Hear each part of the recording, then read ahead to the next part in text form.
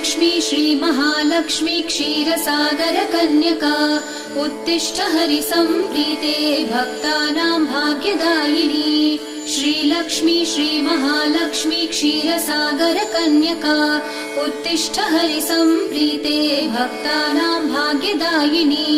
उत्तिष्ठोत्तिष्ठ श्रीलक्ष्मी विष्णुवक्षस्थलालये उत्तिष्ठ करुणापूर्णे लोकानां शुभदायिनी।